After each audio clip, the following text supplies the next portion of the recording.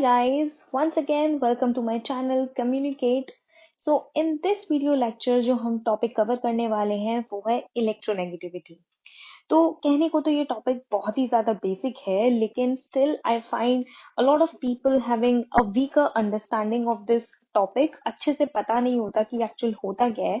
तो हम ये टॉपिक आज क्लियर करने वाले हैं एकदम डेप्थ में से। ठीक है, तो firstly let me tell you briefly कि हम इस लेक्चर में, इस वीडियो में क्या टॉपिक्स कवर करने वाले हैं। ठीक है, so initially we'll be talking about the origin of the concept of electronegativity कि कहाँ से जनरेट हुआ ये कॉन्सेप्ट इलेक्ट्रोनेगेटिविटी का। ठीक है, तो अब जो इलेक्ट्रोनेगेटिविटी है उसको मेजर करने के लिए, उसको वैल्यू देने के लिए कुछ सर्टेन स्केल्स जो है वो लाए गए। देन सो हम उन स्केल्स के बारे में बात करेंगे। So we have 3 types of scales जो कि हमें इलेक्ट्रोनेगेटिविटी की वैल्यूज देते हैं। उसमें सबसे पहले हम डिस्कस करेंगे polling scale, then we'll discuss Mulliken scale, and after that at last we'll discuss Alred and Rorschach scale. So guys, let's just start with our very first topic, that is the concept of electronegativity. So to understand the concept of electronegativity, tell me one thing, what is the difference between these two group of molecules that I have written here? As you can see, this group is a group of homodiatomic molecules, that is a molecule which is formed by similar kind of atoms, and the another group I have written here is heterodiatomic molecules का group. ठीक है, which is a molecule which is formed by two different kind of atoms. ठीक है, अगर मैं इन दोनों type of molecules की properties के बारे में बात करूं तो I guess most of you can simply tell me कि homodiatomic molecules जो होते हैं उनके बीच में, क्योंकि दोनों एटम्स सेम टाइप के होते हैं, दोनों का न्यूक्लियस सेम है, तो दोनों के पास जो न्यूक्लियर चार्ज है वो भी सेम होता होगा। तो what can I right here, that they have same effective nuclear charge. All right, and in a heterodiatomic molecule, if a molecule is made by two different kind of atoms, then obviously their nuclei is also different, so their effective nuclear charge will definitely be different. So यहाँ पे हम ये बोल सकते हैं effective nuclear charge is not same. All right. Secondly, अगर हम homodiatomic molecule के बारे में बात करें तो अगर मान लीजिए ये दो एटम्स हैं जिनसे मिलकर ये एक होमोडायटोमिक मॉलिक्यूल बना है, तो क्योंकि ये दोनों एटम्स बिल्कुल सेम है, दोनों का इफेक्टिव न्यूक्लियर चार्ज भी बिल्कुल सेम है, तो जो दोनों न्यूक्लियाई के बीच में जो इलेक्ट्रॉन शेयर हो रहे होंगे वो भी सिमेट्रिकली शेयर हो रहे होंगे। तो हम क्या बोल सकते हैं यहाँ पे कि जो इलेक्ट्रॉन डेंसिटी है between two nuclei is symmetrical. दोनों जो इलेक्ट्रॉन्स होंगे वो बिल्कुल दोनों एटम्स के न्यूक्लियाई से इक्वली डिस्टेंट होंगे, तो सिमेट्रिकली शेयर हो रहे हैं। ठीक है, सेकेंडली अगर हम हेटेरोडायटोमिक मॉलिक्यूल की बात करें तो यहाँ पे एक एटम और ये दूसरा एटम, नाउ इन दोनों एटम के बीच में, क्योंकि एक जो एटम है उसका इफेक्टिव न्यूक्लियर चार्ज दूसरे एटम से डेफिनेटली ज्यादा होगा, क्योंकि दोनों अलग अलग टाइप के एटम्स हैं।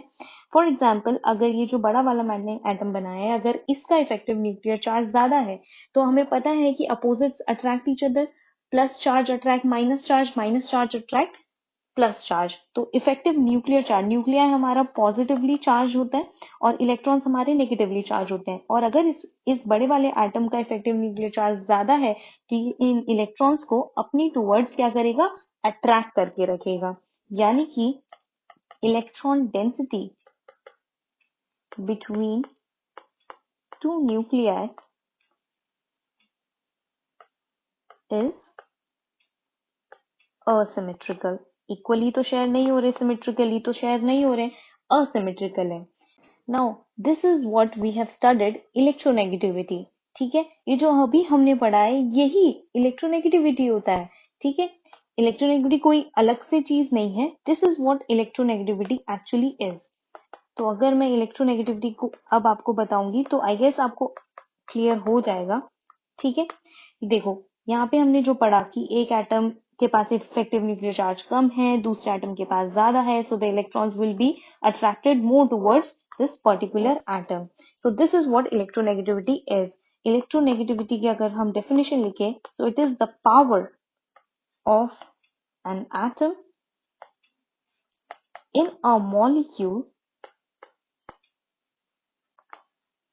to attract electrons to itself. Quite simple, right?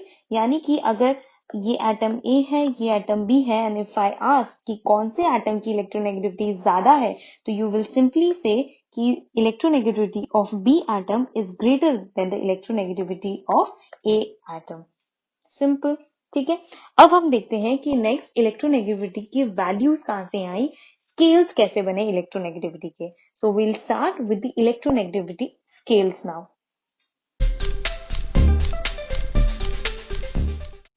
So Pauling's electronegativity scale.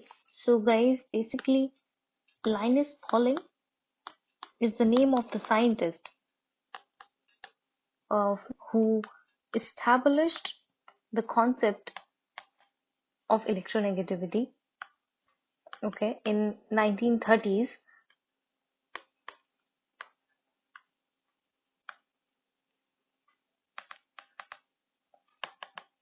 in 1930s. So जैसे कि हमने अभी पढ़ा था कि इलेक्ट्रोनेगेटिविटी क्या थी, it was the power of an atom in a molecule to attract electrons to itself. तो डायरेक्टली उस पे जाने से पहले हम एक बार ये समझेंगे कि पॉलिंग को कहाँ से आइडिया आया, उसका क्या कॉन्सेप्ट था, from where it originated in his mind the concept of electronegativity, उसको कहाँ से आइडिया मिला। ठीक है, so what we will study now, we will study the idea of Pauling. ठीक है, बेसिकली पॉलिंग ने कुछ ऐसी एक प्रॉपर्टी ऑब्जर्व की थी। उसने ये ऑब्जर्व किया कि जो बॉन्ड डिसोसिएशन एंथैल्पी है वो होमोन्यूक्लियर डायटोमिक मॉलिक्यूल्स और हेटेरोन्यूक्लियर डायटोमिक मॉलिक्यूल्स के लिए डिफरेंट होती है अगर हम उसे थ्योरेटिकली कैलकुलेट करते हैं। कहने का मतलब ये है, देखो अगर कोई होमोन्यूक्लियर मॉलिक्यूल है मेरे पास और उसमें मैं किसी उस एटम का एंथैल्पी ऑफ एटोमाइजेशन निकालूं, ठीक है, तो हमें पता है वो क्या होगा, it will be half of the bond dissociation enthalpy of that molecule if x2 is the given diatomic molecule, right. और अगर इसी को मैं heteronuclear diatomic molecule XY के लिए लिखना चाहूं, ठीक है, अगर ये मेरा मॉलिक्यूल है और मुझे XY मॉलिक्यूल की बॉन्ड डिसोसिएशन एंथैल्पी लिखनी है, तो वो क्या होगी, it can simply be calculated theoretically by the normal additivity rules, right? तो क्या होगी 1/2 of the bond dissociation enthalpy of X2 molecule plus the bond dissociation enthalpy of the Y2 molecule, right? यही होगी, आ गई बात समझ में, ठीक है। अब what Pauling observed here that sometimes this value used to agree well enough with the experimental data, ठीक है, यानी कि जैसे कि for example if we have molecules like ClBr और Cli, उन इस टाइप के जो मॉलिक्यूल्स हैं उनके लिए तो ये जो डेटा था इस इक्वेशन से, नॉर्मल एडिटिविटी रूल से जो वैल्यू आती थी बॉन्ड डिसोसिएशन एंथैल्पी की, वो सही आती थी, it used to be close enough. लेकिन it used to differ, but sometimes it used to differ, that is it does not agree, it doesn't agree with the experimental data. Like for example, like for molecules like HCl या HF, इन type के molecules के लिए जो experimentally जो हम calculate करते थे bond dissociation enthalpy, that used to differ a lot by the theoretically calculated values which comes like the equations of these simple additivity rules, ठीक है। फॉर एग्जाम्पल इसे समझने के लिए हम एक छोटा सा क्वेश्चन करके देखते हैं, ठीक है। We are asked to calculate the bond dissociation enthalpy of HF। हमें सिंपल एडिटिविटी रूल से, जो अभी इक्वेशन मैंने आपको दिखाई, उससे हमें कैलकुलेट करना है, ठीक है। तो अगर हम इसको कैलकुलेट करेंगे तो it will be like very simple. हम क्या करेंगे, HF मॉलिक्यूल के लिए हमें कैलकुलेट करनी है, तो हम वही इक्वेशन लगाएंगे यहाँ पे, which will be HH plus bond dissociation enthalpy of F2, right? तो ये क्या हो जाएगा, 1/2 of 436 plus 158, it will give you 297 kilojoule per mole, right? Now you will be surprised to know that actual में जो इसका एक्सपेरिमेंटल वैल्यू होता है, HF मॉलिक्यूल की जो बॉन्ड डिसोसिएशन एंथैल्पी होती है, उसकी जो एक्सपेरिमेंटल वैल्यू होती है, इट इज 570 किलोजूल पर मोल। अब आप लोग खुद ही देख रहे हैं कि जो हमने इक्वेशन से निकाला वो कितना कम है कंपेयर टू द वैल्यू जो कि हमें एक्सपेरिमेंटली मिलती है। अब ये जो डिफरेंस होता है इन दोनों वैल्यू में, उसको हम बोलते हैं डेल्टा डी, ठीक है, which is the difference between experimental and calculated value, ठीक है। अब ये जो डिफरेंस होता है, ये जो डिफरेंस होता है इस वैल्यू में, which is delta D, now this is basically the ionic contribution to the bond, जो कि क्यों आता है, because of the electronegativity difference between this bond in HF। तो फ्लोरीन के ऊपर पार्शियल नेगेटिव आ जाएगा क्योंकि वो ज्यादा इलेक्ट्रोनेगेटिव है, और हाइड्रोजन के ऊपर आ जाएगा डेल्टा पॉजिटिव, जिसकी वजह से इनके बीच में एक आयनिक इंटरेक्शन होगा which increases the strength of the bond. वही ये जो डिफरेंस है वो क्रिएट करता है between the experimental value and the calculated value from the given equation. Now this delta D is basically the ionic contribution to the bond. So this was the idea behind Pauling's concept. So हमें यहाँ से एक चीज जो हम note करेंगे वो ये होती है that the greater the difference in electron attracting powers, जितना ज्यादा डिफरेंस होता है एक मॉलिक्यूल के किसी भी बॉन्ड के बीच में इलेक्ट्रॉन अट्रैक्टिंग पावर्स में, यानी कि इलेक्ट्रोनेगेटिविटीज में उनकी जितना ज्यादा डिफरेंस होता है एट एटम्स या between atoms X and Y, the greater will be the contribution, the greater is the contribution made by there ions, right. उनके आयन से उतना ही ज्यादा कंट्रीब्यूशन जाएगा, यानी कि आयनिक कंट्रीब्यूशन जो है वो इंक्रीज होगा, आयनिक contribution increases and therefore increases the value of delta D. I hope it is clear, ठीक है। सो आगे हम देखेंगे कि अब पॉलिंग को ये तो पता चल गया कि हाँ भाई there is a difference between the calculated value and the experimental value, जहां से उसे डेल्टा डी के बारे में पता चल गया। लेकिन आगे उसने क्या किया वैल्यूज के लिए, what he did, he converted delta D, जो कि अब ये जो वैल्यू है ये हमारी किलोजूल पर मोल में, right. He converted delta D from kilojoule per mole to electron volt. उसने इसे इलेक्ट्रॉन वोल्ट में कन्वर्ट किया बिकॉज ऑब्वियसली इलेक्ट्रॉन वोल्ट में वैल्यूज जो होंगी वो न्यूमेरिकली इजियर होंगी, स्मॉल होंगी एंड इजिली डील कर सकते हैं हम उसको। तो उसने क्या किया, डेल्टा डी को ही converted from kilojoule per mole to electron volt, and then he just arbitrarily उसने क्या किया, रिलेट कर दिया डेल्टा डी को के अंडर रूट को with the difference in electronegativity, ठीक है। क्या कर दिया उसको, डिफरेंस इन इलेक्ट्रोनेगेटिविटी के। अब ये जो काई, ये जो सिंबल है, ये हम इलेक्ट्रोनेगेटिविटी के लिए यूज करते हैं। So here comes the equation जो कि हमें पॉलिंग ने दी थी, this is the difference in electronegativity. इसको हम एक्सपैंड करके अगर लिखें, P रिप्रेजेंट्स पॉलिंग हियर, ठीक है, Y is for the atom, minus क्योंकि हम डिफरेंस लिख रहे हैं, it is under root D के उसने इक्वल कर दिया, जहां पे हमें याद करना है कि जो हमारी यूनिट्स हैं वो क्या है, इलेक्ट्रॉन वोल्ट में है। आ गई बात समझ में, जिसको हम कैसे लिख सकते हैं, chi A minus chi B, that is the difference in electronegativity. ये हमने बाहर मॉडुलस लगा दिया क्योंकि the value will be positive only, हमें सिर्फ डिफरेंस लेना है, ठीक है। which will be under root of, this is the bond dissociation energy, जो भी एंथैल्पी होगी हमारी, ठीक है, A B molecule minus 1/2 of E A plus E B B. ठीक है, हम यही तो कर रहे थे, यही तो हमारा डिफरेंस होता है। क्या होता है हमारा एक्सपेरिमेंटल वैल्यू, यानी कि जो एक्सपेरिमेंटली हमारी बॉन्ड डिसोसिएशन एंथैल्पी है एबी मॉलिक्यूल की, माइनस ये हमारी कैलकुलेटेड वैल्यू, वही जो हमने थ्योरेटिकली एडिटिविटी रूल से आती है, उनका डिफरेंस होता है डी, वही हमने यहाँ पे लिख दिया।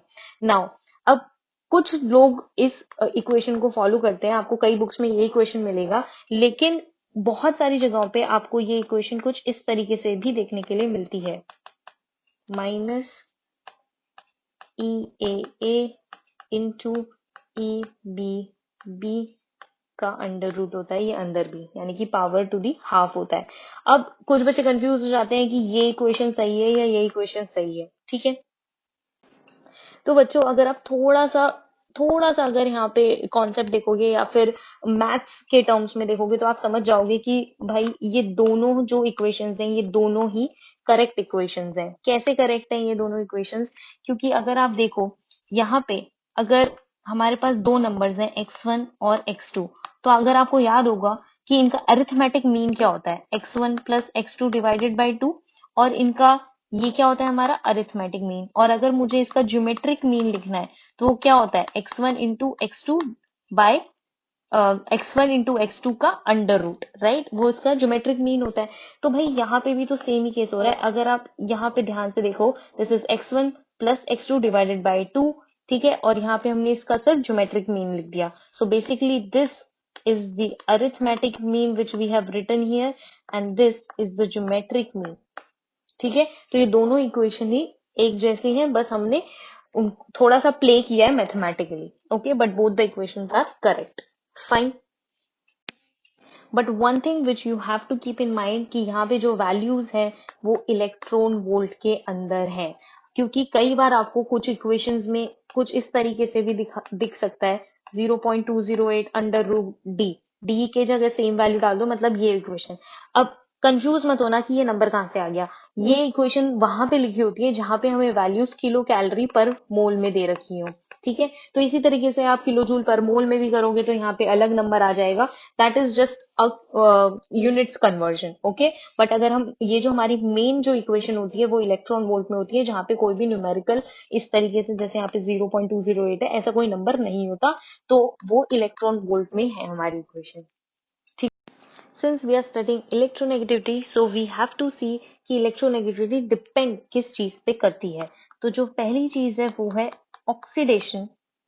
वैसे तो इलेक्ट्रोनेगेटिविटी इज अ कॉन्सेप्ट जो पॉलिंग ने दिया था वो एटम का था, कि किसी भी एक एटम की जो प्रॉपर्टी होती है, लेकिन इलेक्ट्रोनेगेटिविटी अदर फैक्टर्स पे भी डिपेंड करती है। अगर हम मॉलिक्यूलर टर्म्स में और ब्रॉडली देखें तो oxidation state of an element पे इलेक्ट्रोनेगेटिविटी डेफिनेटली डिपेंड करती है, ठीक है। फॉर एग्जाम्पल अगर हमारे पास Pb2+ है और Pb+4 है, ठीक है। Now Pb+4 is having the higher oxidation state, right. तो अगर हायर ऑक्सीडेशन स्टेट है यानी कि ज्यादा प्लस चार्ज है, ज्यादा प्लस चार्ज है मतलब कि इलेक्ट्रॉन रिलेटिवली कम है, न्यूक्लियर चार्ज रिलेटिवली ज्यादा है। अब न्यूक्लियर चार्ज क्योंकि पॉजिटिवली चार्ज होता है, ठीक है, तो वो इलेक्ट्रॉन को खींचने की टेंडेंसी ज्यादा रखेगा। इलेक्ट्रॉन को खींचने की टेंडेंसी को ही हम क्या बोलते हैं, इलेक्ट्रोनेगेटिविटी बोलते हैं। तो इन दोनों में अगर हम पूछें कि किसकी इलेक्ट्रोनेगेटिविटी ज्यादा होगी, तो Pb+4 की इलेक्ट्रोनेगेटिविटी ज्यादा होगी। तो हम कंक्लूड कर सकते हैं higher the oxidation state, higher is the electronegativity. Clear है? Second is electronegativity also varies with bond order. It varies with bond order. For example, if we have single bonded carbon, doubly bonded carbon and triply bonded carbon, so higher the bond order, more is the electronegativity. तो इसमें जो order होगा वो ऐसे होगा, यानी कि triply bonded carbon will be more electronegative than doubly bonded and doubly bonded will be more electronegative than singly bonded carbon, ठीक है। तो हम क्या बोल सकते हैं, higher the bond order, higher is the electronegativity. Now this can also be related by one more thing. तो जो हमारा सिंगली बॉन्डेड कार्बन होता है वो sp3 हाइब्रिडाइज होता है, डबली बॉन्डेड जो होता है वो sp2 हाइब्रिडाइज होता है, और जो ट्रिपली बॉन्डेड होता है वो sp हाइब्रिडाइज होता है. नाउ अगर हम इसमें देखें तो जो sp हाइब्रिडाइज्ड है उसके अंदर सबसे ज्यादा एस करेक्टर है, मैक्सिमम एस करेक्टर है इसके अंदर. ठीक है, कैसे? क्योंकि यहाँ पे 50% एस करेक्टर है. ठीक है, और sp2 में अगर हम देखेंगे तो हमारे पास कितना एस करेक्टर है? 33.3% एस करेक्टर है, और sp3 में हमारे पास 25% एस करेक्टर है. तो इससे हम ये भी कंक्लूड कर सकते हैं कि more the s character more is the electronegativity. हम क्या बोल सकते हैं? That higher the s character, higher is electronegativity. आ गई बात समझ में? ठीक है, तो ये था. So this was all about Pauling's electronegativity scale. So usually हम ये इक्वेशंस बुक्स में भी पढ़ते हैं और भी वीडियोस या लेक्चर्स में हम देखते हैं, लेकिन ये इक्वेशन पॉलिंग कैसे डराइव किया, कहाँ से उसको आइडिया आया, हमने इस लेक्चर में बेसिकली उसको समझा, which is very important to understand the basic to go into the depth of the subject. Okay, now let us move on to the Mulliken's electronegativity scale.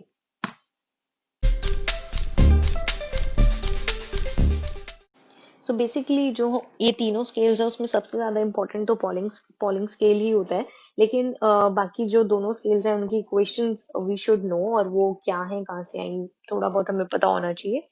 तो let me just tell you that जो Mulliken scale की जो electronegativity होती है उसे हम काई M से रिप्रेजेंट करते हैं, and it is just the mean of the values of first ionization energy. ठीक है, जिसे हम IE1 बोलते हैं, and the first electron affinity. इन दोनों वैल्यूज का जो मीन होता है सिर्फ उसी को ही मोलिकन ने इलेक्ट्रोनेगेटिविटी कहा था. ठीक है, which is chi M is equals to IE1 plus EA1 which is electron affinity divided by 2. So this is nothing but Mulliken scales electronegativity. ठीक है, ऑब्वियसली यहाँ पे हमें वैल्यूज जो है यहाँ पे इन इलेक्ट्रॉन वोल्ट है. आ गई बात समझ में? नाउ अगेन अगर आपको इसको कन्वर्ट करना है इलेक्ट्रॉन वोल्ट से किलो जूल से किलो कैल पर मोल में, वो आप कर सकते हैं. जस्ट इन वैल्यूज को कन्वर्ट कर लीजिए, so that will be just enough for you. ठीक है, नाउ सेकेंडली हम नेक्स्ट स्केल पढ़ेंगे उसके बाद, which is Allred and Rochow electronegativity scale. So Allred और रोशन ने कैसे समझा इलेक्ट्रोनेगेटिविटी को, तो उनके हिसाब से उन्होंने किस चीज को रिलेट किया? He they related the electrostatic force which is exerted by the effective nuclear charge that to the valence electrons. Now obviously electronegativity का जो पूरा गेम है, जो what does electronegativity means? It just means the power by which it attracts the electrons, right? So उन्होंने इसी power को electrostatic force से relate किया जो कि न्यूक्लियस exert करता है on the valence electrons. ठीक है, so what they said that it is the electrostatic force exerted by the effective nuclear charge,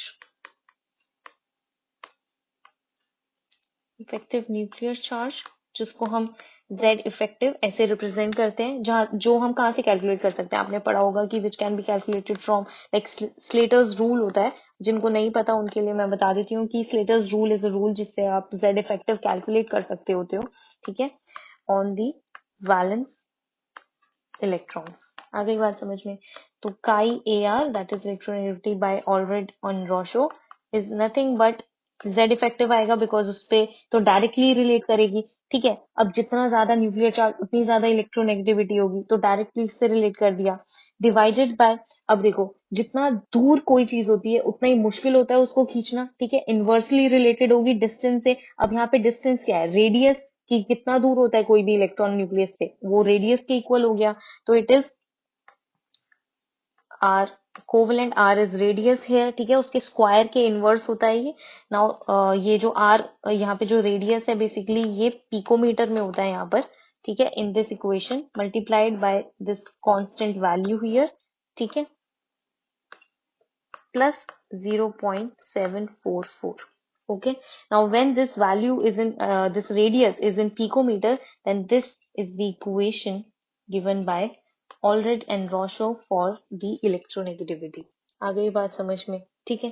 So this is Allred and Roschow electronegativity scale, and this is the equation for it.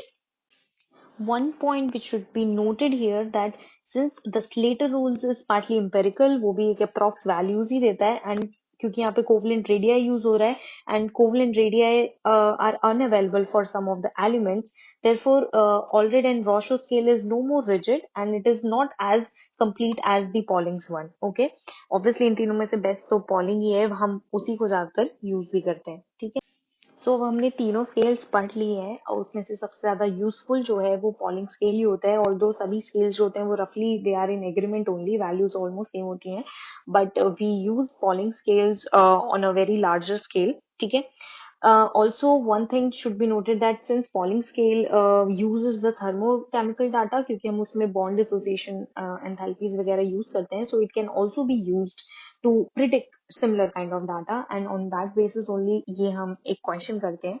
So इस question में हमें क्या दे रखा है? Basically we have to estimate the bond dissociation enthalpy, हमें bond dissociation enthalpy जो है वो estimate करनी है of BRF molecule की, ठीक है, and we have to use the electronegativity values which are given, like fluorine की हमें दे रखी है 4, ये पॉलिंग स्केल पे ही है, and ब्रोमीन की हमें गिवन है 3, ठीक है, and we are also given the bond dissociation enthalpies of F2 and Br2 molecule, ठीक है। आप खुद ट्राई करके देखो, अगर आप नहीं आता है then I am going to solve it for you anyway. So let us just solve this numerical.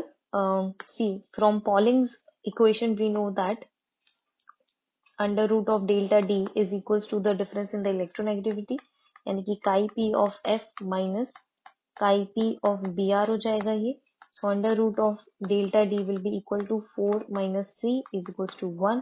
तो अगर मैं इसका स्क्वायर करूं तो delta D is equal to 1 का स्क्वायर, सो डेल्टा डी हमारा बेसिकली आ गया 1। Also, we know that delta D is the difference in the experimental value and the theoretically calculated value of the bond dissociation enthalpies, that is BRF experimental minus theoretical में क्या होता है, just additivity, nothing else. Sorry, this is F,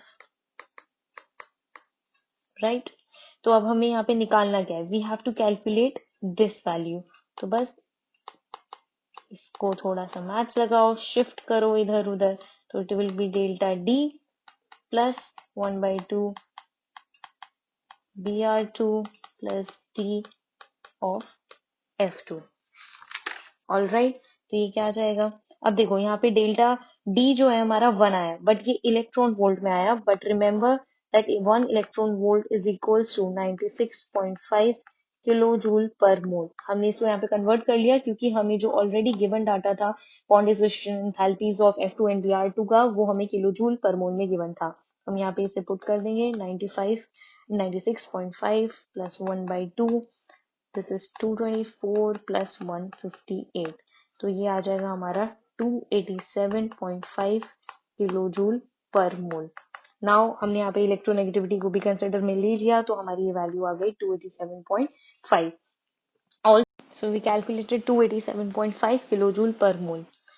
also जो experimental value इसकी आती है is 250.2 kilo joule per mole होती है। Now you can see yourself कि अभी जो हमने कैलकुलेट करी which is 287.5 and 250, they are very closely related, right? तो अभी ये कंपेरेबल है क्योंकि हमने अब इलेक्ट्रोनेगेटिविटी को अकाउंट में लिया है, तो वहां से हमने वैल्यू कैलकुलेट करी है। So therefore this electronegativity concept is very helpful to determine such thermochemical data also using the Pauling's electronegativity equation and its values. All right. So I hope guys this video was useful for you and you got a very better and clear understanding of what actually electronegativity is and how these scales originated and came from and what these equations actually mean. Okay. So if you like this video, then please like, share and subscribe this video, and all the learners who are learning from my videos, please hit the bell icon so that you get to know whenever I upload any other video. Okay, so till then, take care and enjoy.